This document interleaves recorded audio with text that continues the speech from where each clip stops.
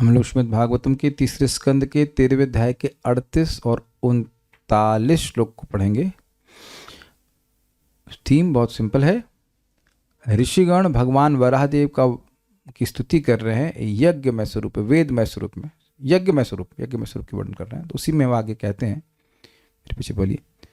सोमस्तु रेतः सवनान्यवस्थिति संस्था विभेदास्तव देवधातवः।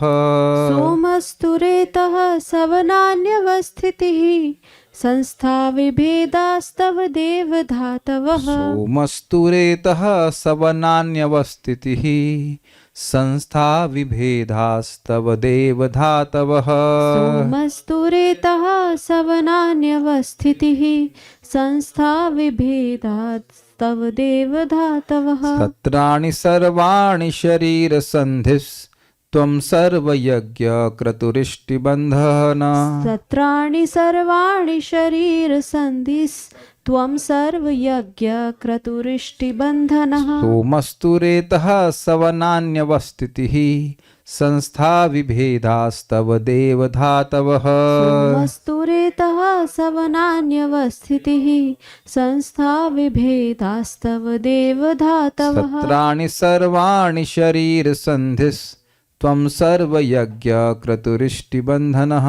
सत्राणि सर्वाणि शरीरसन्धिस्त्वं सर्वयज्ञक्रतुरिष्टिबन्धनः। सोमस्तु रेतः सवनान्यवस्थितिः संस्था विभेदास्तव देवधातवः। सोमस्तु रेतः सवनान्यवस्थितिः संस्था विभेदास्तव देवधातवः। सत्राणि सर्वाणि शरीरसन्धिस्त्वं सर्वयज्ञक्रतुरिष्टिबन्धनः। सत्राणि सर्वाणि शरीरसन्धिस्त्वं सर्वयज्ञक्रतुरिष्टिबन्धनः। बोलिए। सोमस्तु रेतः सवनान्यवस्थितिः संस्था विभेदास्तव देवधातवः। सोमस्तु रेतः सवनान्यवस्थितिः संस्था विभेदास्तव देवधातवः। सत्राणि सर्वाणि शरीरसन्धिस्त्वं सर्वयज्ञक्रतुरिष्टिबन्धनः। सत्राणि सर्वाणि शरीरसन्धिस्त्वं सर्वयज्ञक्रतुरिष्टिबन्धनः।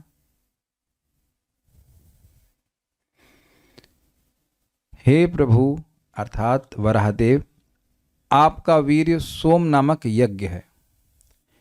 आपकी वृद्धि प्रातःकाल संपन्न किए जाने वाले कर्मकांडी अनुष्ठान है।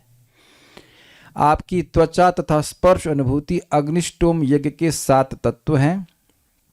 आपके शरीर के जोड़ 12 दिनों तक किए जाने वाले विविध यज्ञों के प्रतीक हैं।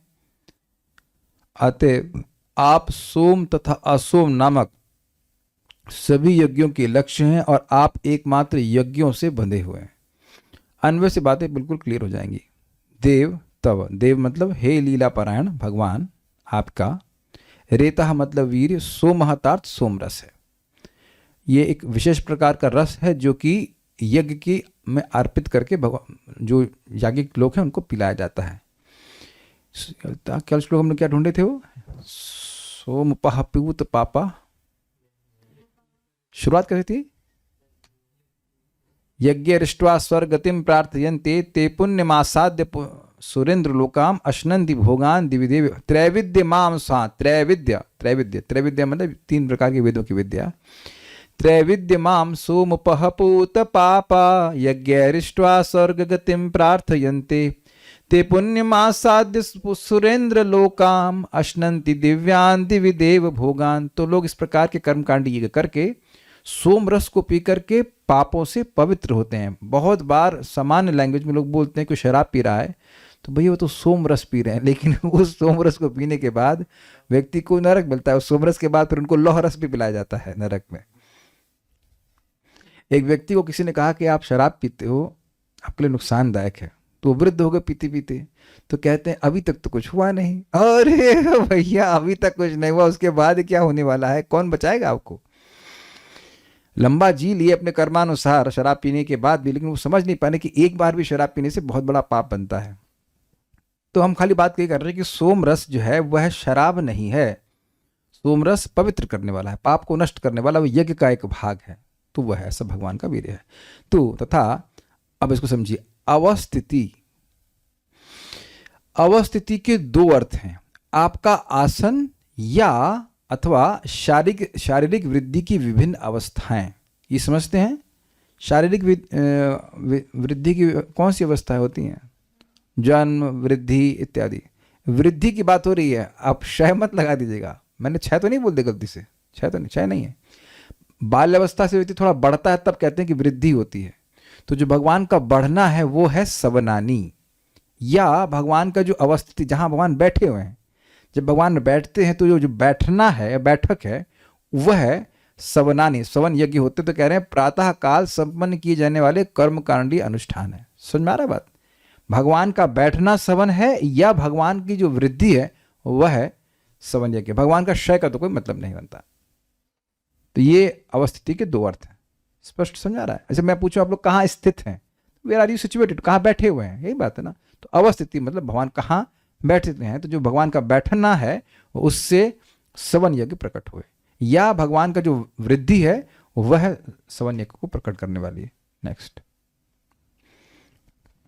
धातवः संस्था विभेदा, आपके शरीर के अवयव यथा त्वचा एवं मांस आदि संस्था विभेद यज्ञ के 7 प्रकार हैं। ये तो समझिए बात, इसको जो आयुर्वेद जानते हैं वो जानते हैं कि शरीर में 7 धातुएं होती हैं। हमको नोट में दिखा देता हूँ, ये है पेज नंबर 7 में, गिन लीजिएगा। रस, रस क्या है?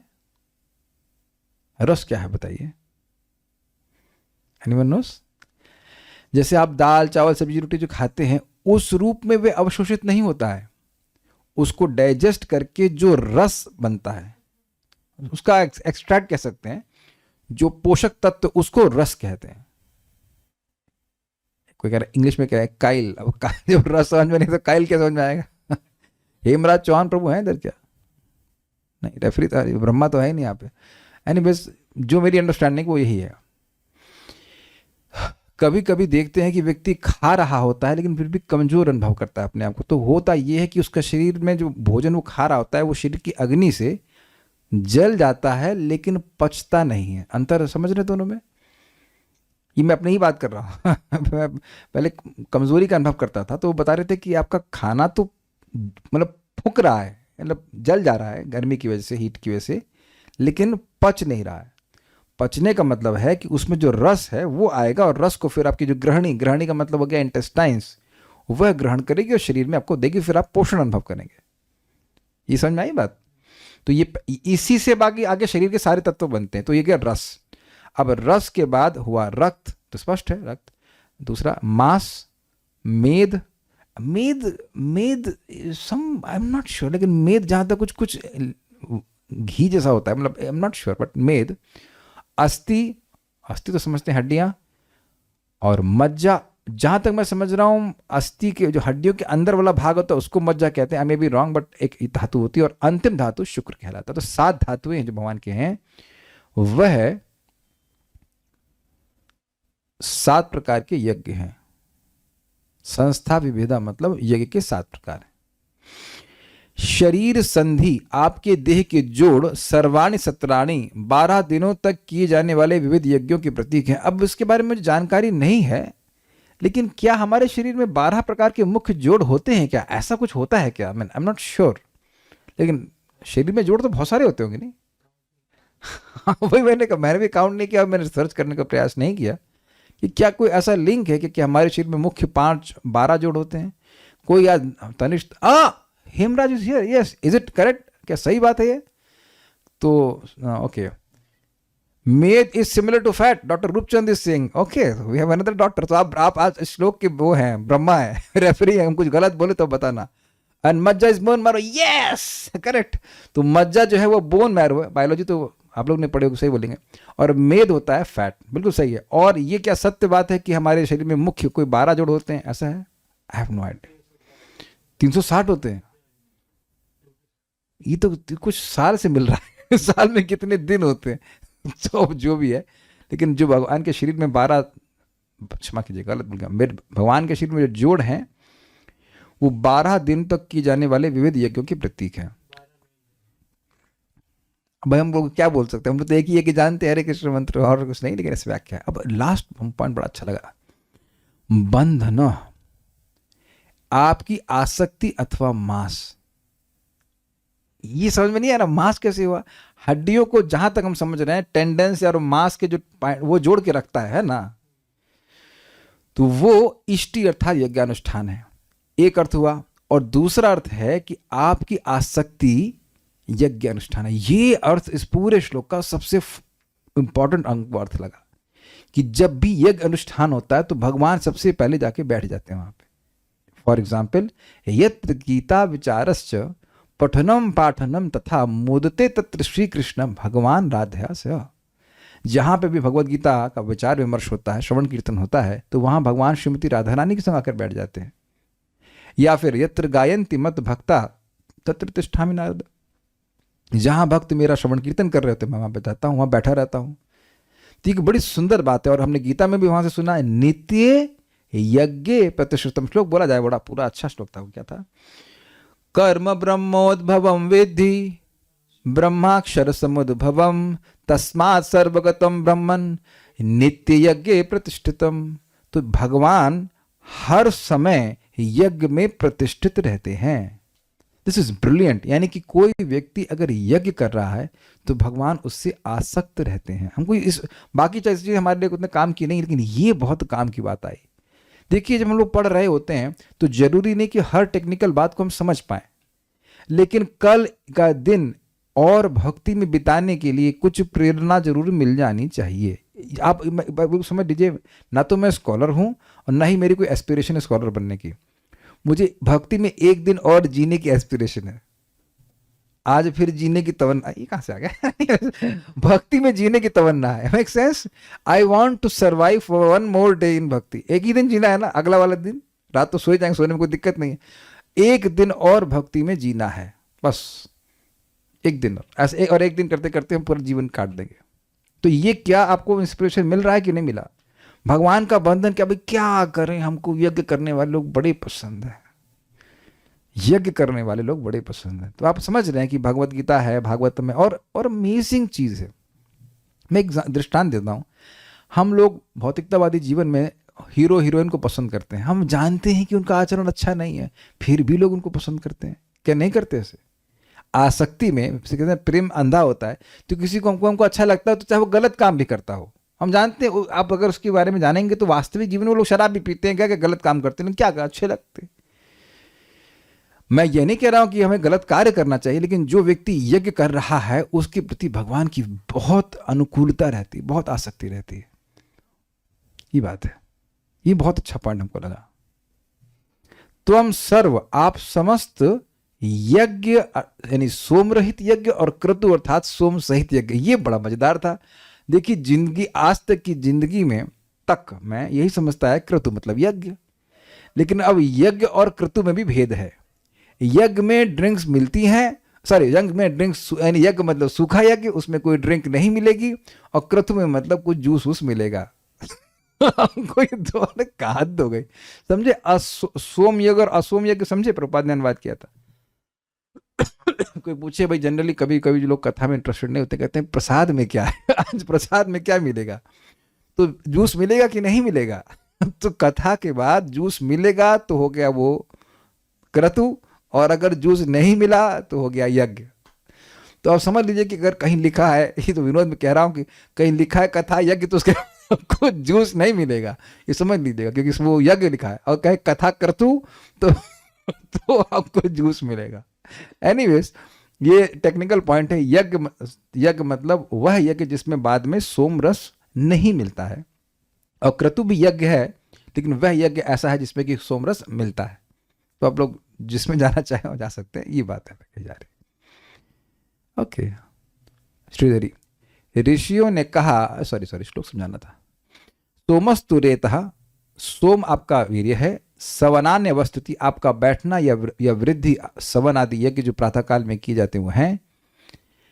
संस्था विभेदास तव देव धातव, हे देव आपकी 7 धातुएं 7 प्रकार के भेद वाले यज्ञ हैं। सत्राणि सर्वाणि शरीर संधि, आपके शरीर की संधियां 12 दिन तक किए जाने वाले यज्ञ हैं, यानी कि विविध प्रकार होते होंगे। सत्र से समझ लेना चाहिए कि कोई एक सत्र का मतलब ही कोई एक दिन का सत्र नहीं होता, कई दिन चलता है। तो सर्वाणि सत्राणि मतलब वो सारे यज्ञ जो 12 दिन तक चलते हैं वो भगवान की शरीर की संधि है। त्वम सर्व यज्ञ, आप हर प्रकार के यज्ञ हैं, यानी जिसमें कि जो सूखे हैं मतलब उसमें कोई सोम रस नहीं मिलता है, और क्रतु मतलब वह यज्ञ जिसमें सोम मिलता है, और इष्टि बंधना, इष्टि का मतलब होता है यज्ञ। तो जो भी आपके हड्डियों को जोड़ के रखने वाले मांस आदि हैं वह है हर प्रकार का यज्ञ, या बंधन का मतलब आपकी आसक्ति है यज्ञ करने वालों में, यज्ञ में आपकी आसक्ति है, यज्ञ होता है तो आप उसमें प्रसन्न होते हैं, ये बात है। श्रीधरी, ऋषियों ने कहा भगवान अवस्थिति अर्थात आपका बैठना अथवा आपकी बाल्यावस्था इत्यादि अवस्थाएं ही प्रातः सवन इत्यादि 3 सवन है। मैं केवल पढ़ूंगा, समझ में आ जाएगा, इजी है। सप्त धातवः अर्थात आपके त्वक तो यानी त्वचा मांस आदि 7 धातुएं ही अग्निवेश, अब देखिए नाम रखे जा रहे हैं, अग्निवेश, अत्य अग्निष्टोम, उक्थ्य, षोडशी, वाजपेय, अतिरात्र और आतोर्यामा, ये 7 संस्थाएं मतलब 7 प्रकार के यज्ञ हैं। नोट, 7 धातुएं हैं रस, रक्त, मांस, मेद, अस्थि, मज्जा, शुक्र। आपके शरीर की संधियां ही सत्राणी अर्थात 12 आह आदि, आदि अनेक यज्ञ समूह है, मतलब इनको 12 आह कहा जाता है, ऐसे करके जो 12 दिन तक की जाते हैं ऐसे यज्ञ हैं। सोम सहित याग को यज्ञ कहलाता है, क्षमा कीजिएगा, सोम रहित याग यज्ञ कहलाता है, और सोम सहित याग क्रतु कहलाता है। स्पष्ट है, इजी है। ये सब आपके रूप हैं। और बंधनम अर्थात आपके अंगों को बांधे रखने वाली मांसपेशियां इष्टि हैं, इष्टि भी यज्ञ होती हैं जो अनुष्ठान स्वरूप होती हैं। सारार्थ दर्शने, कुछ ऐसी बात समझ में आ रही है कि इष्ट मतलब कुछ इच्छित वस्तु और उसको करने के लिए कोई अनुष्ठान किया जाता है तो उसको इष्टि कहते हैं। सारार्थ दर्शनी, सवनानि अर्थात प्रातः काल में संपादित अनुष्ठान, अवस्थिति अर्थात आसन, संस्था विभेदा अर्थात अग्निष्टोम, अत्याग्निष्टोम, उक्त, षोडशी, वाजपेय, अतिरात्र और आप्तोर्याम, और ये 7 धातुओं से उत्पन्न हुए। सत्राणि अर्थात 12 दिनों में किए जाने वाले अनेक यज्ञ, यज्ञ अर्थात सोम रहित यज्ञ तथा क्रतु अर्थात सोम का उपयोग करके यज्ञ। आप इष्टि अर्थात यज्ञ के अनेक यज्ञ समूह हैं। ये फिर से आ गया, सोम रहित, ये तो फिर से आ गया। और बंधनम अर्थात आपके नहीं ऐसे I'm sorry, ये माउस की से दिक्कत हो रहा है। आप इष्टि अर्थात यज्ञ के माध्यम में कुछ मिस्टेक हो गया, मैं पिछले वाले में चला गया था ना। आप इष्टि अर्थात यज्ञ के माध्यम से आपके प्रति व्यक्त की गई भक्ति के प्रति बंधनम अर्थात बाध्य है। ये बहुत अच्छा लगा। इष्ट का मतलब होता है इच्छित। तो जब व्यक्ति यज्ञ करता है तो उसके द्वारा वह भगवान के प्रति अपनी प्रीति को सूचित करता है। This is brilliant point, this is extremely brilliant point. क्यों? देखिए, काम का मतलब क्या है आप जानते हो? बताइए, माइक में बताइए। अपनी इंद्रियों की तुष्टि। यस, आत्मेंद्रिय प्रीति वांछा तारी बोले काम। और प्रेम का मतलब क्या है? बोलिए। भगवान की प्रसन्नता, भगवान की इंद्रियों की हाँ, तुष्टि। कृष्णेंद्र प्रीति वांछा धरे प्रेम नाम। तो जब कोई व्यक्ति यज्ञ कर रहा है तो वो किस उद्देश्य से कर रहा है? हम अच्छे लोगों की बात कर रहे हैं, वो घोर काम करने वालों नहीं बोल रहा हूं। तो वो जान रहा है कि इस कार्य से भगवान प्रसन्न होंगे, उसकी इंद्रियां प्रसन्न होंगी? Not necessarily. हम जब करते हैं तो हमेशा तो अच्छा नहीं लगता है। मतलब ऐसा नहीं कि आपको एटलीस्ट अनर्थ निवृत्ति की स्टेज पे हमेशा ही व्यक्ति को सुख मिल रहा हो, ये कहना ब्लिस मिल रहा हो, ऐसा नहीं अनुभव होता है। कभी अच्छा भी लगता है, कभी नहीं भी लगता है। लेकिन यह समझते हुए कि ये गुरु और भगवान को प्रसन्न करने वाला है, ये व्यक्ति कार्य करता है, किसको समझने का प्रयास कीजिए। भक्ति का स्वरूप लक्षण है आनुकूल्येन, कृष्ण को सुखी करने की इंटेंशन। ये एटलीस्ट प्रतिकूलता का भाव, लेकिन सिंपल शब्द में कृष्ण सुखी हो जाए, ये भावना रहनी चाहिए। तो वहां प्रीति है कि नहीं? तो जब इस प्रकार की भावना है कि भाई कृष्ण सुखी हो जाएं, तो उस भाव के प्रति भगवान बाध्य हो जाते हैं। ही फील्स ओब्लाइज्ड, ओ मेरे भक्त ने मेरे लिए कितना किया है। सिंपल सी बात है। आप बताओ, रोज बहुत बहुत सिंपल सी चीजें हैं। आप ये तिलक काहे लगाते हैं, ऐसे क्यों लगाते हैं, ये ऊपर के लगा लेते हैं इसे नीचे घुमा लेते हैं, या ऐसे ऐसे करके आ जाते, मतलब त्रिपुंड, त्रिपुंड नहीं, त्रिपुंड तो हम लोग लगाते हैं क्या, नहीं हम लोग ऊर्ध्वपुंड लगाते हैं, त्रिपुंड होता है ना, ऐसे लगा लेते हैं, कल से आऊँ ऐसे कर रहे हैं। तो ये पसंद नहीं पड़ेगा भगवान को। Is that okay? तो छोटे छोटे कार्य, आप भगवान को भोजन अर्पण करते हैं तो उस पर तुलसी रखते हैं, भगवान को अच्छा लगता है, फूल भगवान को अर्पण करते हैं। तो ये लग रहा है सिंपल कार्य, लेकिन सारे कार्य यज्ञ हैं। यज्ञ मतलब sacrifice means denial of the interest of the senses. जो इंद्रियां बोल रही हैं वह नहीं करूंगा मैं, जो भगवान चाहते हैं वह करूंगा। अब देखिए, बद्ध जीव भले ही पूरी तरह अपना जीवन यज्ञ में ना कर सके, एटलीस्ट इन द बिगनिंग, लेकिन वह कुछ तो कर रहा है, कहीं से भी वो शुरू कर रहा है, तो उसका जो इंटेंशन है वो भगवान को प्रसन्न करना चाहिए। इससे भगवान ओब्लाइज्ड है। कुछ प्रमाण है 9.30 भगवद गीता। अपि चेत सुदुराचारो भजते माम अनन्य भाग साधुरेव समंतव्य सम्यक व्यवस्थितो हि सः। कोई व्यक्ति महान दुराचार किसी भक्त में उपस्थित भी क्यों ना हो, लेकिन वो अनन्य भजन कर रहा है कि मैं कृष्ण की भक्ति प्राप्त करने के लिए उनकी भक्ति करूंगा, तो ऐसा व्यक्ति साधु ही माना जाता है, क्योंकि उसका सम्यक व्यवसाय अर्थात निश्चय है। ऐसा निश्चय समान लोगों में नहीं देखा जाता। आप आसपास जितने लोगों से मिलते हैं, समझ लो भक्त नहीं है, तो क्या उनमें कोई मन में संकल्प होता है कि मैं जाके भागवत सुनूंगा, मैं जप करूंगा? तो अब इससे क्या भगवान की आसक्ति सूचित हो रही है? सबने कैच कर लिया। राजेश प्रभु मानते हैं कि इस श्लोक को जो मैंने अभी कोट किया, श्लोक तो जानते हैं, इससे भगवान की आसक्ति सूचित हो रही है। पक्का पक्का समझ गए आप? अच्छा, तो माइक दीजिए, समझाइए, हमको नहीं समझ में आया। हाँ ऐसे ही बोल दे रहे आप, बोलिए बोलिए बोलिए। अरे भाई, हमें क्या पता, तो भक्तों का स्वागत, मेहमानों का स्वागत कृष्ण का क्वेश्चन से होना चाहिए, कृष्ण क्वेश्चन। नहीं, कभी कभी गुस्सा हो जाए कि भाई ये मतलब केवल इन्हीं से प्रश्न करते हैं, हमें से भी कोई मौका दे रहे आपको। ये इस श्लोक के द्वारा भगवान की आसक्ति कैसे सूचित होती है? अपि चेत सुदुराचारो, इस श्लोक से हम ये समझ रहे हैं, जो भगवान कह रहे हैं कि जो भक्ति में लगा हुआ है तो उसको साधु ही मानना चाहिए, चाहे वो कितना भी पाप, हाँ, कुछ भी गलत कर दे, हाँ, तो उससे आसक्ति कैसे सूचित हो रही है?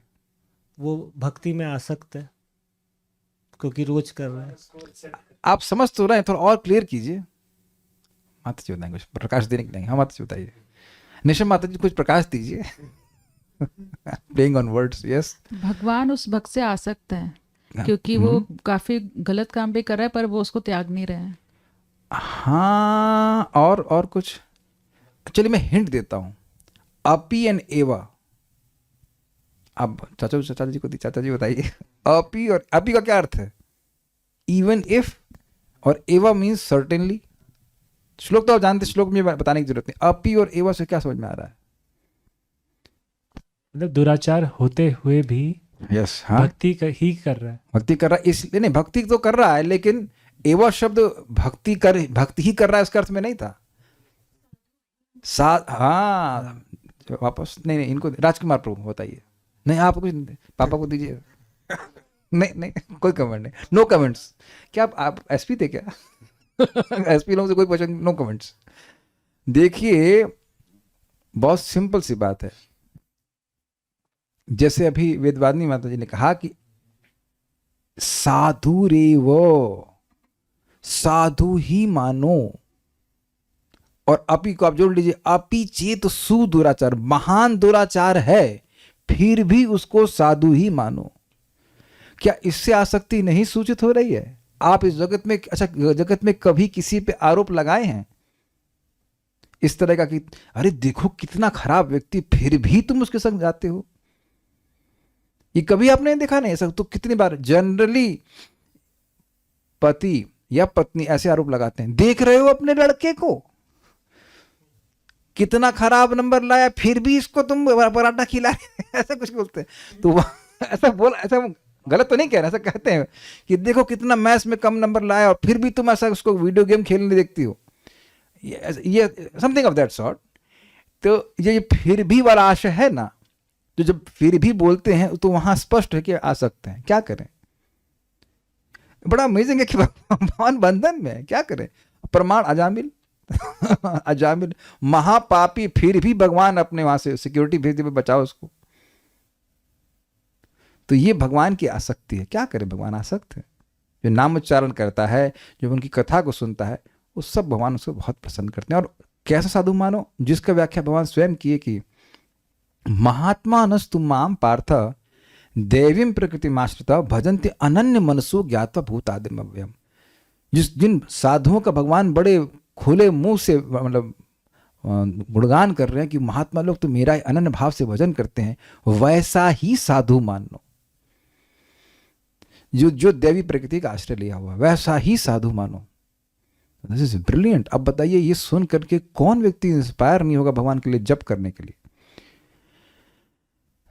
है कि नहीं भाई? आप लिंक कर ही लेंगे कि जब यहाँ पे क्या सीख रहे हैं, यज्ञ करने वालों के प्रति भगवान आसक्त होते हैं, क्योंकि यज्ञ के द्वारा अपनी वो प्रीति को भगवान को सूचित करते हैं, और उस प्रीति से भगवान ओब्लाइज्ड फील करते हैं, और भगवान ऐसे व्यक्ति के प्रति आसक्त हो जाते हैं।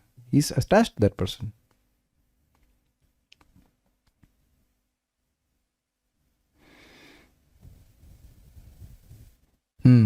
रुक्मिणी माता जी ने सही उत्तर दिया, भक्ति ही करेगा, अनन्य भाव। ओके, तो देखिए पढ़ने की शैली यही है कि एक चीज पकड़ में आ जाए, और इससे एक चीज और भी हमको सीखना है कि किसी को भी ट्रेनिंग देनी तो किस चीज की ट्रेनिंग देनी है, यज्ञ संपादित करने की।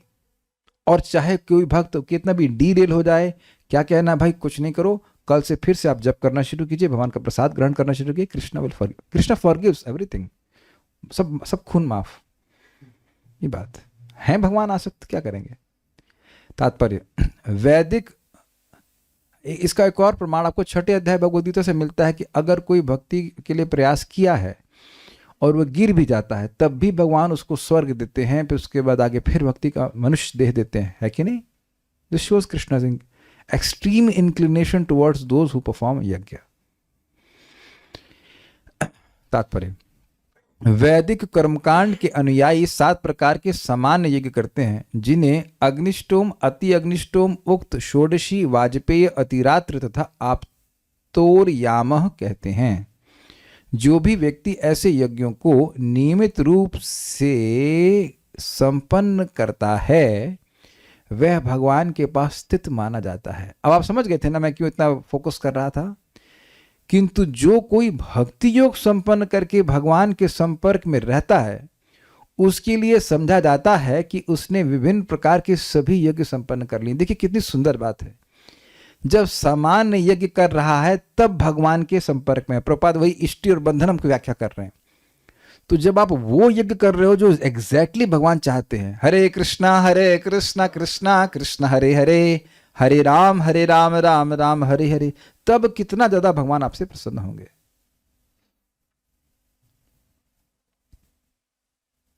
एक भक्त कह रहे हैं कि लोग इस्कॉन के बारे में खराब बोलते हैं, मुझे सुनना अच्छा नहीं लगता। ऐसी सिचुएशन में क्या करना चाहिए?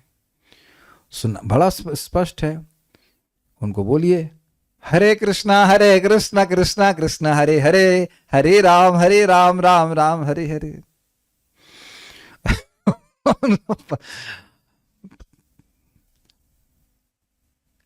इसका मतलब है कि इस्कॉन वाले अच्छी प्रीचिंग कर रहे हैं। सिंपल सी बात है। यस एग्जैक्टली, परिवर्तन आ रहा है। मैंने कई बार बोला है कि आप लड्डू गोपाल के सिवा जिंदगी भर कहिए, कभी कह लेना कि माँ कभी ऑब्जेक्शन करी, कभी नहीं। अरे बेटा आज तूने भोग नहीं लगाया लड्डू गोपाल को।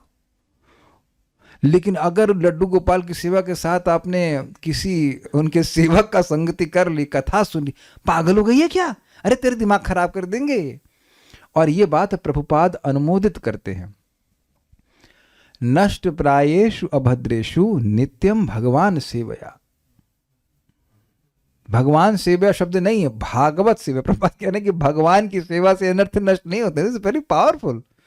भक्तों की सेवा से, भक्तों की संगति से व्यक्ति के अनर्थ नष्ट होते हैं। और प्रमाण है श्रद्धा साधु संग, कृष्ण संग नहीं लिखा है। इज अमेजिंग, अमेजिंग ना।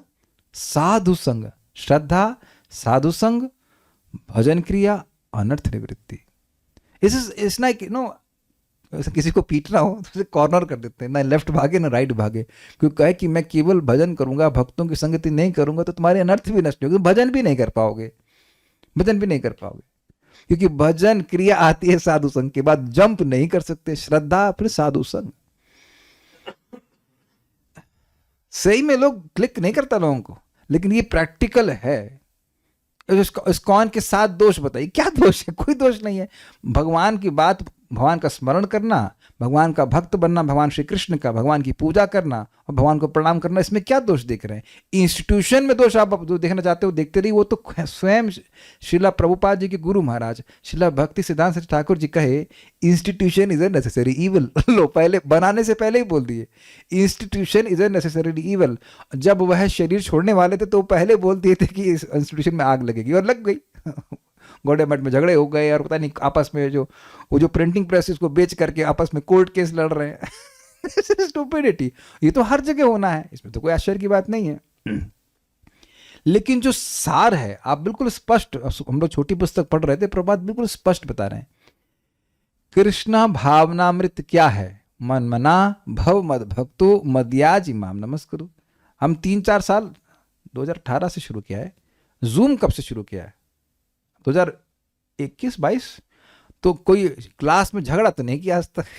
कोई क्लास में यहाँ झगड़ा करने कौन आ रहा है बताइए? कोई जब कर रहा हो, ओए तू ज्यादा जब क्यों कर रहा है? तो आप देख रहे हैं कि मन मना भव मद भक्तो मदयाजी माम नमस्कुरु, इस पे इस्कॉन में कोई झगड़ा नहीं है, और ना ही कोई झगड़ा करेगा इस पे। और ये कृष्णा कॉन्शियसनेस है। वक्त बता रहे 2020, ओके ठीक है।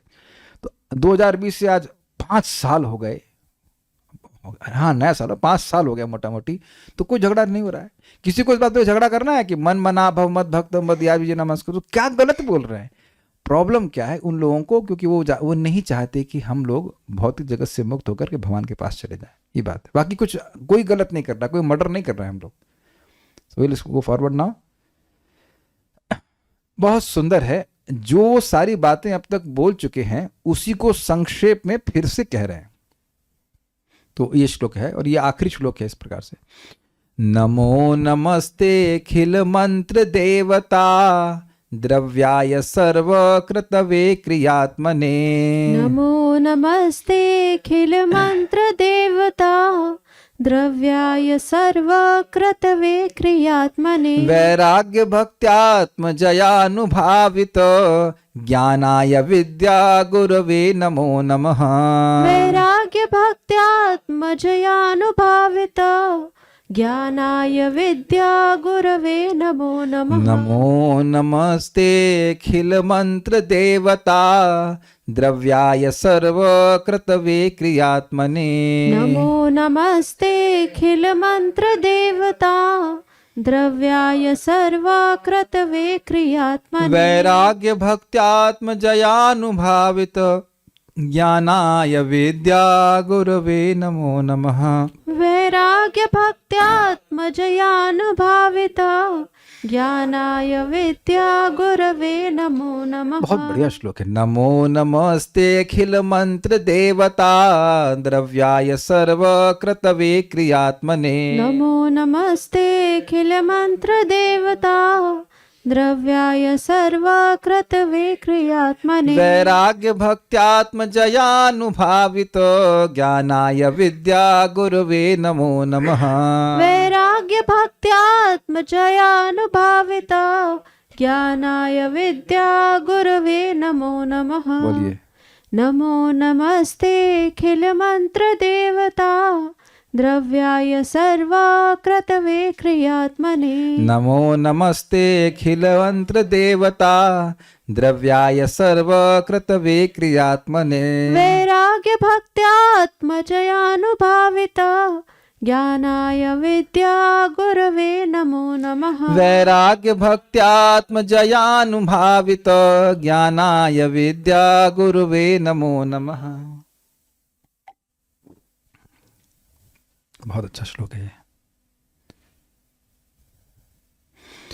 हे प्रभु, आप पूर्ण पुरुषोत्तम भगवान हैं और वैश्विक प्रार्थनाओं, वैदिक मंत्रों तथा यज्ञ की सामग्री द्वारा पूजनीय हैं। हम आपको नमस्कार करते हैं। आप समस्त दृश्य तथा अदृश्य भौतिक कल्मश से मुक्त शुद्ध मन द्वारा अनुभव गम्य हैं।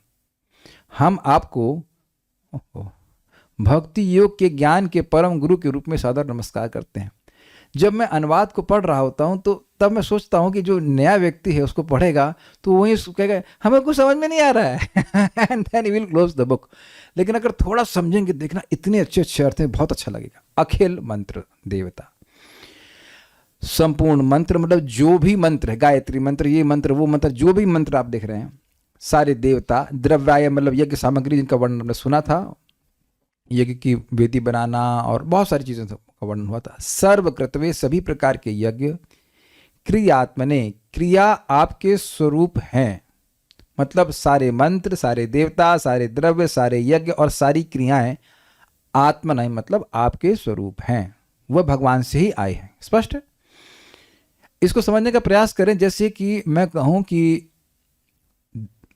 पनीर, दही, मट्ठा और क्या कह सकते हैं, दूध से बना हुआ पदार्थ, खोया और कुछ याद आ रहा है, छेना, क्रीम, ये सब, बर्फी, यस यस, अभी अरे कोई सो नहीं रहा है क्या बात खाने पीने की बात हो रही है। तो 7 अगर हम नाम रख ले तो ये सब दूध के ही प्रकार हैं कि नहीं? इनसे दूध को तो नहीं बाहर निकाल सकते। अब समझ में आ गया? तो कारण हमेशा कार्य में उपस्थित होता है। आप लोग भी रोटी के अलग अलग चीज़ बना सकते हैं, वही गेहूं के आटे से क्या कैसे बना सकते हैं, तो वो गेहूं के ही विभिन्न स्वरूप हैं। तो कहने का अर्थ सारे जिनका नाम लिया गया है, मंत्र, देवता आदि, वो सब भगवान से ही आए, इसलिए भगवान का ही स्वरूप है। भगवान कहीं कहीं जैसे गायत्री मंत्र तो साक्षात भगवान का स्वरूप कहा जाता है, लेकिन भगवान से ही आए हैं, ये बात बोल रहे हैं, भगवान का स्वरूप है। ते नमो नमः, ऐसे आपको बारंबार नमस्कार है। तो इसे स्पष्ट हुआ कि भगवान के यज्ञ मूर्ति स्वरूप को वह नमस्कार कर रहे हैं। अब बहुत सुंदर है, कह रहे हैं वैराग्य, यानी वैराग्य से युक्त भक्तिया, भक्ति के द्वारा आत्मजयानुभावित भावित एकाग्र मन के द्वारा अनुभव किए जाने वाले ज्ञानाय अर्थात ज्ञान स्वरूप है। इसको थोड़ा समझिए। जिस भक्ति में वैराग्य से युक्त भक्ति के द्वारा व्यक्ति आत्मजय करता है, दूसरों की जय से पहले खुद पर जय करें। What does that mean? खुद पर जय करें। मन के डिक्टेट्स होते ना, ये करो, यह करो, वह करो, इत्यादि इत्यादि, और व्यक्ति उनके वशीभूत होकर वैसे वैसे कार्य करता है। तो आत्म का मतलब हुआ, यहां पे अर्थ है आत्मा का मतलब मन। तो मन को जय करके अनुभव, आगे क्या आपने, भगवान का अनुभव तभी होता है जब व्यक्ति का मन पवित्र हो जाता है। जितात्मनः प्रशांतस्य परमात्मा समाहित, भगवद गीता 6 अध्याय।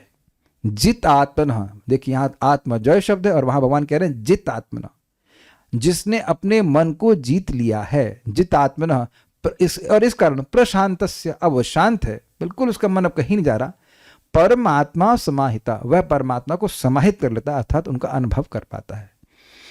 जो मन भोगों में लगा हुआ है, वह भोगों में लगा हुआ मन शब्द था दुष्कृतात्मन, जिनका मन अपवित्र है, पापी है, वह भगवान का अनुभव नहीं कर पाता है। तो ज्ञानाय मतलब ज्ञान स्वरूप है। आप जानते हैं भगवान का स्वरूप कैसा है? सच्चिदानंद स्वरूप है। सत मतलब शाश्वत, चिद मतलब ज्ञान स्वरूप। जैसे कि सूर्य तेज स्वरूप है, ऐसे भगवान का स्वरूप ज्ञान स्वरूप है।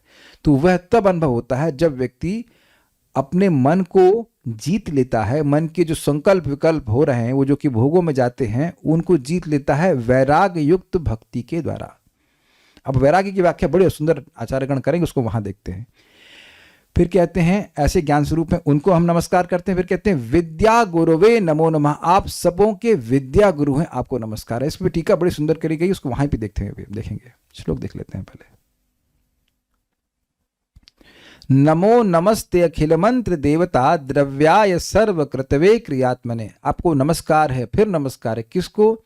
जो अखिल मंत्र स्वरूप है, अखिल देवता स्वरूप है, अखिल द्रव्याय स्वरूप है, अखिल सर्वकृतवे सारे यज्ञ स्वरूप है, और उसमें जो होने वाली क्रिया है वह सब भगवान का ही स्वरूप है।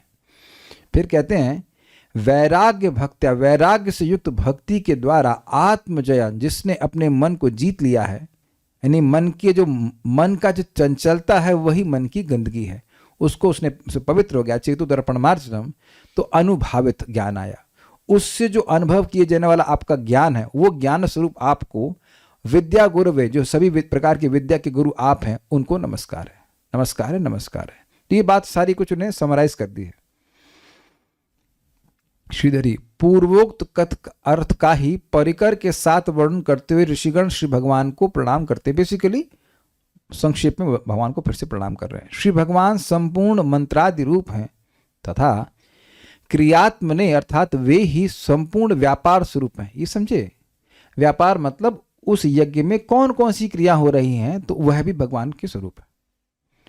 साथ ही वैराग्य पूर्वक किए जाने वाले कर्मों के द्वारा अंतःकरण की शुद्धि होती है, जिसके उसके कारण भक्ति उत्पन्न होती है।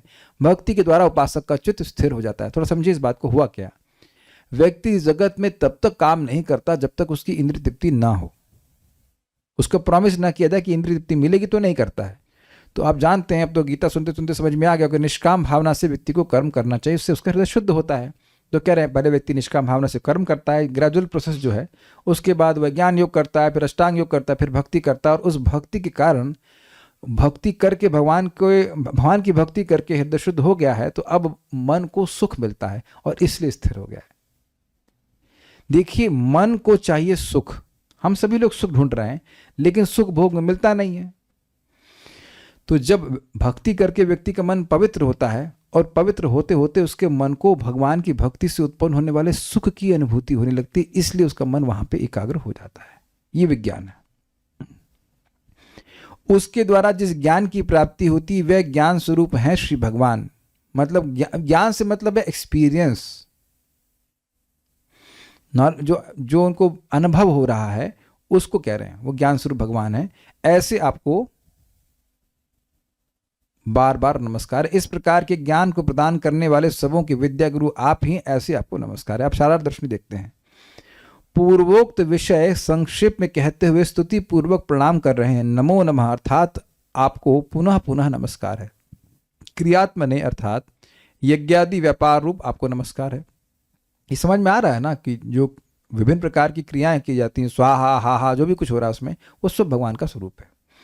ये अब बड़ी इंटरेस्टिंग बात है। अब देखिए, यद्यपि आप इस प्रकार लीला द्वारा कर्म मार्ग में प्रवर्तक रूप से सर्व कारण मूर्ति हो, फिर भी कर्म फल की इच्छा शून्य भक्ति रूप द्वारा आपका अनुभव होता है, यह कहा जा रहा है। ये बात थोड़ी अमेजिंग है भाई। एक तरफ स्पष्ट कहा गया कि जितने भी कर्मकांड के यज्ञ उसमें जो भी वस्तु है वो सब भगवान से आई, तो भगवान ने लीला के द्वारा, अपनी लीला के द्वारा ही इन सभी चीज़ों का प्रवर्तन किया कि नहीं।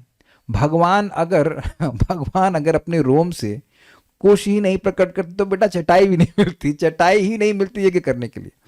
आसन बैठ कर जमा करके जब यज्ञ करते हैं ना, आप लोग करते थे ना यज्ञ, कुशा आसन, कुशा ही नहीं होता तो क्या करते आप, कुश ही नहीं है। और अच्छा, भगवान आंखों से घी नहीं प्रकट करते, तब वो कहाँ से अग्नि लाते, लकड़ी नहीं होती, अग्नि नहीं होती, ब्राह्मण ही नहीं होता, ही अगर नहीं होता तो यज्ञ भी नहीं होता। अग्रीड। तो भगवान ने लीला के द्वारा कर्मकांडीय यज्ञों का प्रवर्तन किया। ये क्लियर हो गया, ये इस श्लोक के पहले लाइन से क्लियर हो रहा है। लेकिन इन सब कर्मकांडीय यज्ञों से क्या भगवान का अनुभव होता है? भगवान जरूर अप्रिशिएट करते हैं कि भाई यज्ञ कर रहे हैं, लेकिन भगवान का अनुभव होता है तो ना, भगवान का अनुभव कर्मकांड से नहीं हो सकते। तो आप सब जानते हैं भक्ति के द्वारा होता है। वह भक्ति भी कैसे? वैराग्य युक्त भक्ति। सकाम भक्ति से भगवान का अनुभव नहीं हो सकता।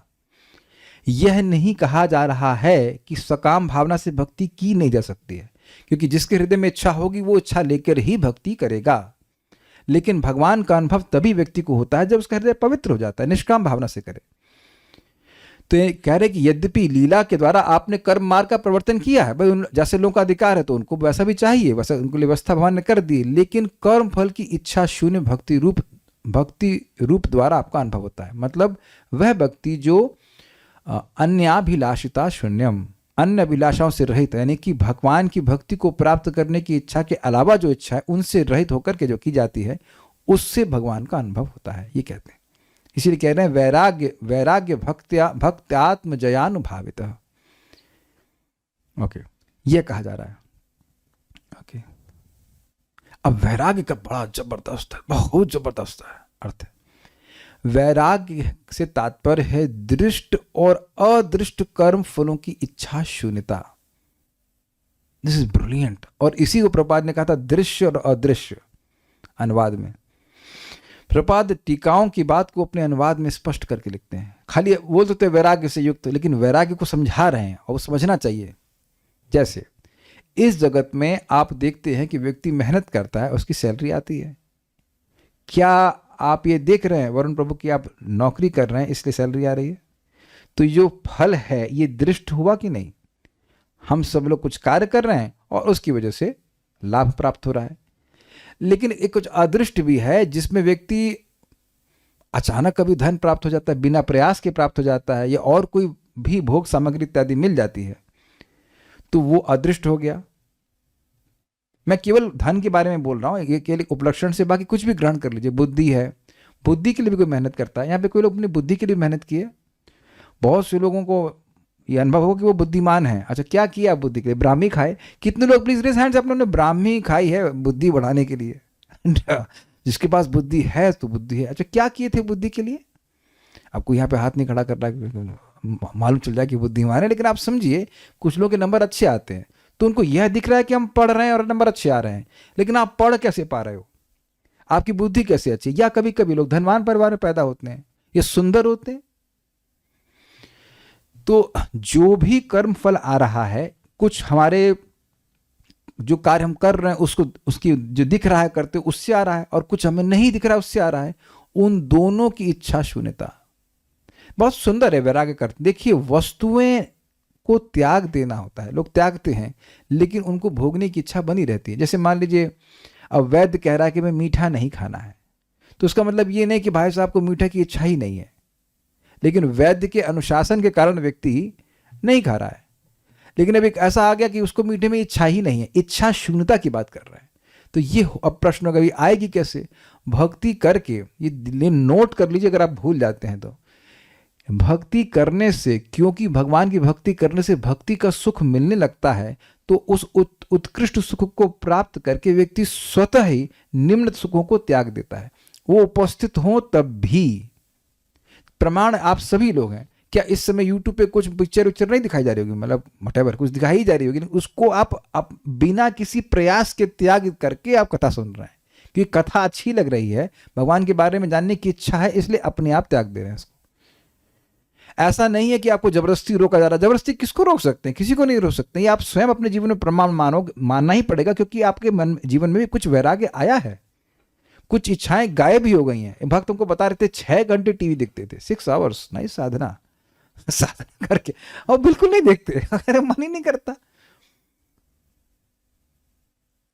तो ये एक बड़ा अच्छी बात है कि भक्ति करने से इस प्रकार की वैराग्य उत्पन्न होता है। हम लोग सुन चुके हैं प्रथम स्कंद 2 अध्याय, वासुदेवे भगवती भक्ति योग प्रयोजिता जनयति आशु वैराग्यम ज्ञानम च यद हेतुकम। अगर भगवान वासुदेव की भक्ति में कोई व्यक्ति नियोजित रहता है तो अपने आप ही उसको वैराग्य होता है। तो अब ये स्वयं व्यक्ति चेक करे, दूसरे को नहीं चेक करना है कितनी इच्छा शून्यता आई। और ठीक है, आप 100 पे थे, हम लोग 100 पे थे, अभी 90 पे है, 80 पे है, 60 पे, जो कुछ भी है, लेकिन आ जरूर रही है। ये बात है, बहुत अच्छी बात हमको लगी थी। तत्पश्चात अर्थात अन्य फल की आकांक्षा रहित वह भक्ति जिसके द्वारा आत्मजय अर्थात मन का विजय, उसके परिणाम स्वरूप भगवत विषय ज्ञान का अनुभव अर्थात साक्षात्कार होता है, वह आपके द्वारा होता है। मतलब कहने का मतलब यह है कि भगवान की जब व्यक्ति भक्ति करता है तो व्यक्ति को वैराग्य उत्पन्न होता है। उस वैराग्य से युक्त होते हुए और भक्ति करता जाता है तो उसके मन को जय प्राप्त कर लेता है। मन अब भोगों में नहीं जाता है, भगवान की भक्ति में जाता है। और ऐसा करके जब मन पवित्र हो जाता है तो भगवान का अनुभव होता है, और उस अनुभव को भी भगवान प्रदान करते हैं। अतः आप ही ज्ञान प्रदान करने वाले हो, इसलिए आप ही विद्या गुरु हो, आपको नमस्कार है। अतएव हे प्रभु, आपको हमें ज्ञान प्रदान करना चाहिए। अब अतएव का क्या मतलब है? आपके अलावा कौन है जो ज्ञान प्रदान करेगा? आप जब सबको ही ज्ञान प्रदान करने वाले, हम आपको नमस्कार कर रहे हैं, हम आपके भक्त हैं, आप ही हमें ज्ञान प्रदान कीजिए। Very nice. जिसके द्वारा हम आपको प्राप्त कर सकें, क्योंकि आपकी ही उक्ति है कि ददामि बुद्धि योगम तम ये न माम उपयंति ते, मैं बुद्धि देता हूं जिससे तुम मुझे प्राप्त कर सकते हो, या वो मुझे प्राप्त कर सकते हैं। श्रीमद् भगवद गीता 10.10 क्या श्लोक है? हम बार बार अन्यास आता है। तेषाम सतत युक्तानाम भजताम प्रीतिपूर्वकम ददामि बुद्धि योगम तम ये न माम उपयन्ति ते। जो लोग लगातार भगवान की सेवा में लगे रहते हैं, प्रीतिपूर्वक लगे रहते हैं, तो उनको भगवान बुद्धि योग प्रदान करते हैं, जिसके द्वारा वो उनके पास आ सकते हैं। बहुत अच्छा श्लोक है।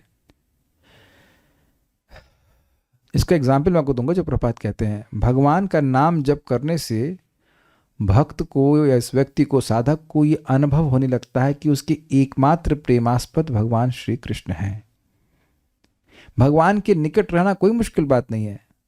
अगर भगवान के प्रति प्रीति है तो व्यक्ति निरंतर भगवान की सेवा करेगा। भगवान की सेवा मतलब भगवान का नैकट्य। लेकिन ये साधक को स्वयं रियलाइज करना पड़ेगा कि when I engage in sense gratification, जब मैं इंद्रिय तृप्ति करता हूँ, आई बिकम मिजरेबल, मैं दुखी हो जाता हूँ।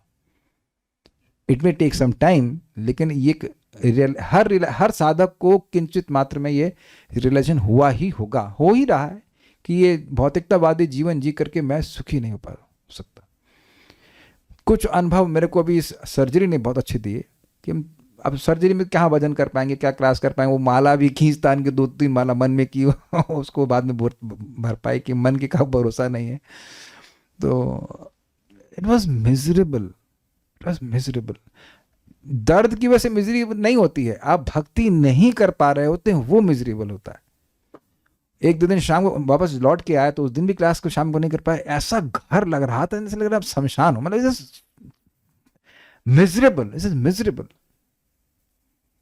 तो अब ऐसा लग सकता है, ऐसा सामान्य से लोगों को लगेगा कि इंद्र संयम कर रहे हैं, ये कर रहे हैं, वो कर रहे हैं, जो कुछ भी कर रहे हैं, तपस्या कर रहे हैं, लेकिन भागवतम पढ़े बिना, डिस्कशन किए बिना, कीर्तन किए बिना व्यक्ति बिल्कुल बड़ा परेशान हो जाता है। अभी तो हम अनर्थ निवृत्ति के लोएस्ट जोन में हैं, आगे बढ़ जाएंगे, निष्ठा विष्ठा पहुंच जाएंगे, कितना मजा आएगा।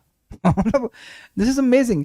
तो अब मैं सोच रहा था कि जो लोग भक्ति करते ही नहीं हैं, उनकी क्या दुर्गति है, कितने वो दुखी होंगे। मैं समझा पा रहा हूं मैं क्या कह रहा हूं, मतलब आई कुड फील इट कि भाई जो भक्ति नहीं कर रहे, उनके पास तो कुछ भी है ही नहीं जिससे उनको सुख मिलेगा।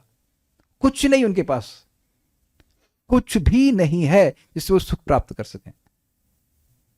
महाराज बड़ा सुंदर कहते हैं, जो क्रिकेट वगैरह होता है, वो लोग कहते हैं हम खेल देख रहे हैं। तुम खेल देख रहे हो कि प्रतिस्पर्धा देख रहे हो? प्रतिस्पर्धा is not play, is it not? वो एक जंग बना दी जाती है। तो जंग देखने में तो व्यक्ति, हमको अच्छे से याद आता है जब पहले क्रिकेट देखते तो कितना बर्निंग सेंसेशन था जब इंडिया हार जाती थी। उससे आपका कुछ मतलब नहीं, 2-4 लोग बॉल इधर मार दी, कोई बॉल इधर मार दी, घंटों बर्बाद की, और उसके बाद पेट में एसिड, पेट नहीं, यहाँ हृदय में जलन, छाती में, आए हाय हार गए और जीत गए, तो बस उस पूरे उसके लिए अपने 8 घंटे बर्बाद कर दिए। What a waste of time. नहीं, कितने हेल्पलेस हैं लोग, और सारा धन है, सब कुछ है, उसके बाद भी शांति कहीं नहीं है। लेकिन अद्भुत बात है कि भगवान वहां बुद्धि नहीं देते कि तुम भक्ति करो। वो तो जब भक्तों की संगति होती है, व्यक्ति भजन करता है, तब समझ में आता है कि जब मैं भक्ति कर रहा होता हूं तभी मैं संतुष्ट होता हूं। तात्पर्य तो ये भगवान ऐसी बुद्धि देते हैं। इसीलिए ना जब हम जब अच्छे से करते हैं तो सब चीजें बड़ी क्लियर हो जाती है कि हमें करना क्या है, हमें करना क्या है। तात्पर्य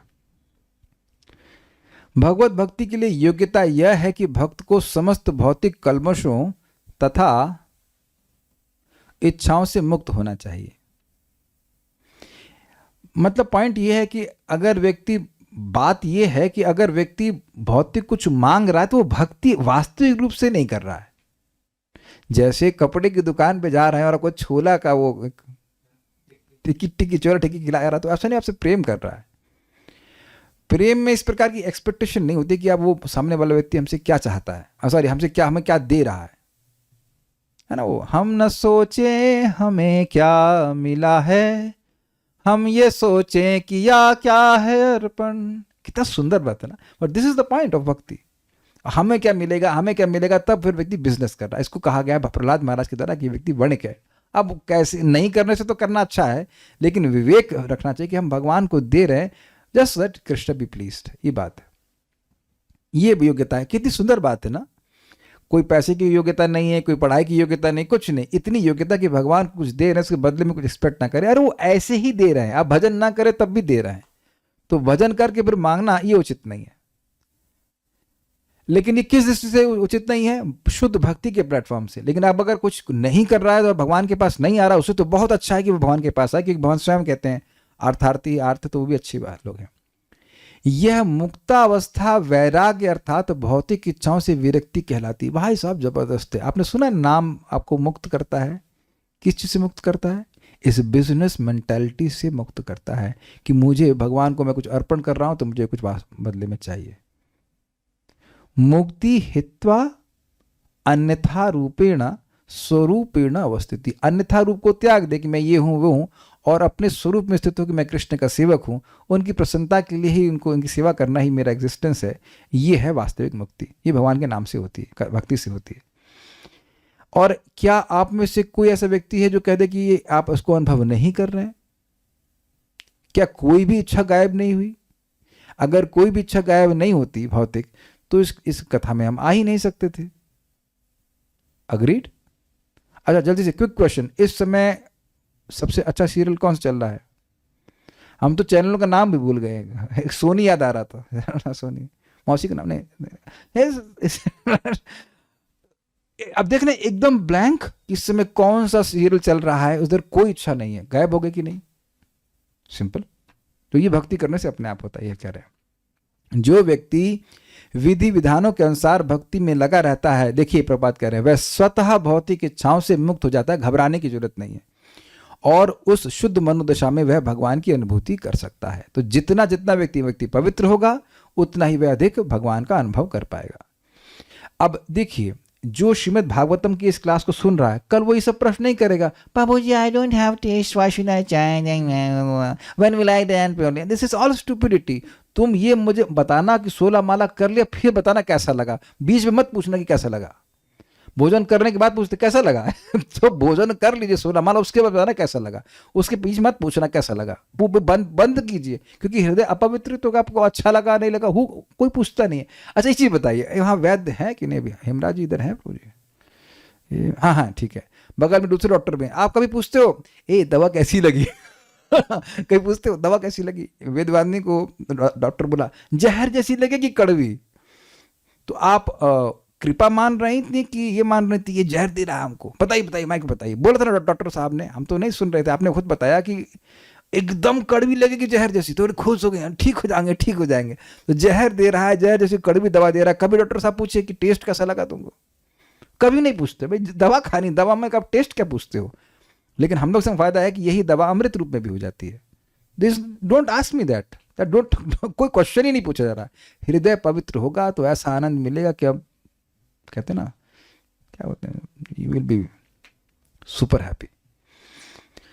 प्रत्येक के हृदय में स्थित होने से भगवान भक्त को शुद्ध भक्ति के विषय में शिक्षा देते हैं, जिससे वह अंततः भगवान की संगति प्राप्त कर सके। किसको देते हैं? जो भक्ति के नियमों का पालन कर रहा है।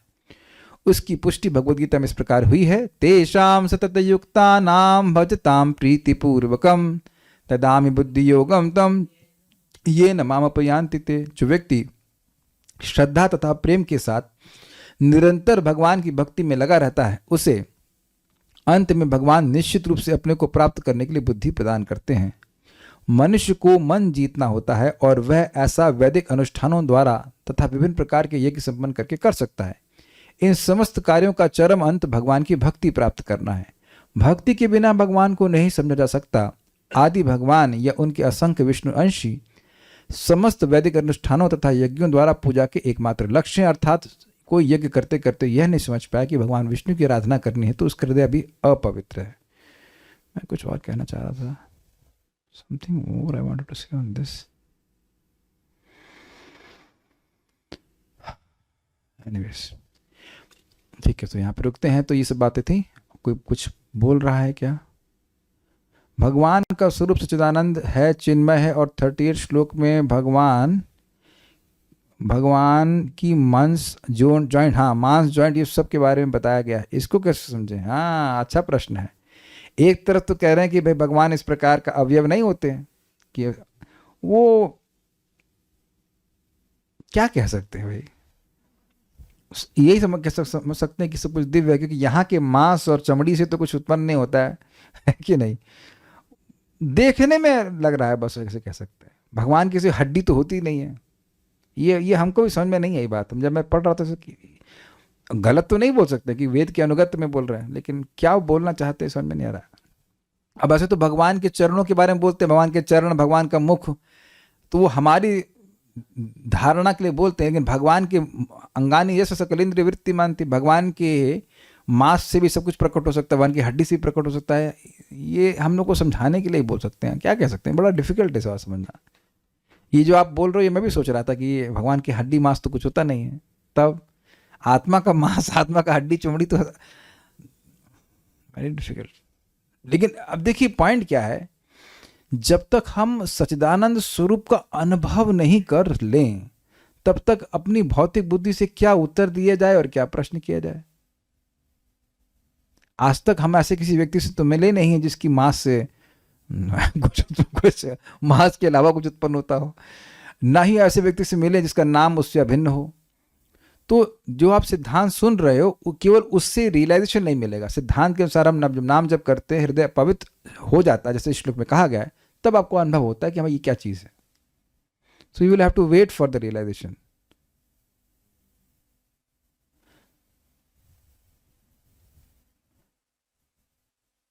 कह रहे हैं कि नीड होने पर परेशान होने लगते हैं तो भक्ति में डिस्टर्बेंस होने लगता है, लेकिन भजन करके नहीं मांगते हैं। कई बार बहुत परेशान हो जाते हैं, उनसे ही तो मांगेंगे। देखिए ये भी अच्छी बात है कि अगर भक्त दुखी है, परेशान है, तो भगवान के ही पास जाए, ये बहुत अच्छी बात है।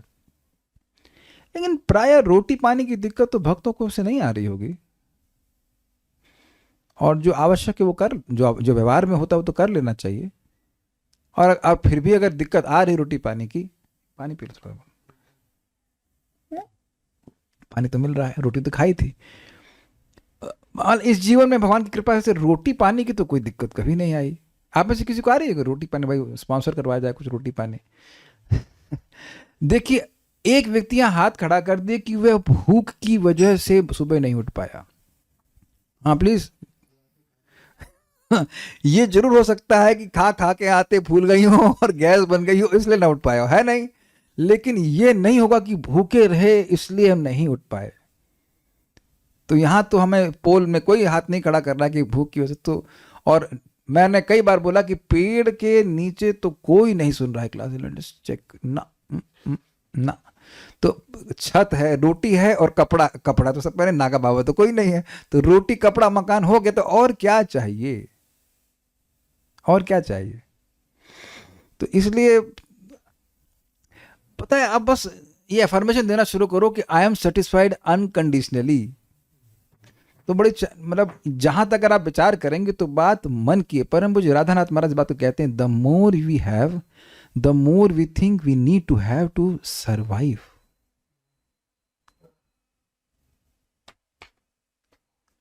एक मैंने सपना देखा कि मैं विद्वानी के भाई से झगड़ा कर रहा हूं स्कूटर के ऊपर। जब मैं जगा तो मैंने कहा जो स्कूटर है वो मैं चला नहीं पा रहा हूँ, हार्डली आई गो एनीवेयर, तो पेट्रोल के स्कूटर के लिए झगड़ा क्यों करना। बट ये सपना देख रहा हूँ कि मैं पेट्रोल का स्कूटर खरीद लिया है और खरीदना है, तो उससे मैं बहुत सुखी हो जाऊंगा। अब ये दिस इज, तो ये जो नीड वाली जो बात कर रहे हैं ना, मोस्टली इज इल्यूजरी बात है। विराट रूप जैसा और कुछ कहते हैं, जब कोई प्रॉब्लम होता है तो भगवान को बताते हैं, हेल्प मांगते हैं, तो क्या ये गलत है? नहीं, गलत नहीं है। अपना कोई दुख है, जैसे देखिए कभी कभी मैं अपने जीवन की बात बता रहा हूँ, मेरे को हेल्थ के बारे में बोल रहा था, कभी कभी ऐसे हेल्थ इश्यूज आते हैं, उनको रास्ता नहीं दिख रहा होता है। अपने मैनेजर से बात कर लेते हैं, मैनेजर साहब कृष्ण बलराम जी उनको माला चला, help me I wanted to chat nicely, he always been solving the issues. तो और ये प्रभुपाद जी बोले हैं कि अगर कोई समस्या है तो मैनेजर हैं कृष्ण बलराम जी, उनसे आप प्रार्थना कीजिए and he solves it very nicely. ये तो अफेक्शन है, लेकिन ऐसा नहीं कि अब हरे कृष्ण मंत्र आपको भौतिक मांगने के लिए करना है। ज्यादा और कुछ कह रहे हैं, मॉडर्न रिसर्च से एवरी सोमैटिक, अरे भाई हमको उनकी लैंग्वेज समझ में नहीं आई, मेरी बायोलॉजी कमजोर है। So will stop now. Shrimad Bhagavatam की जय, श्रील प्रभुपाद की जय, निताय गौर प्रेमानंदे।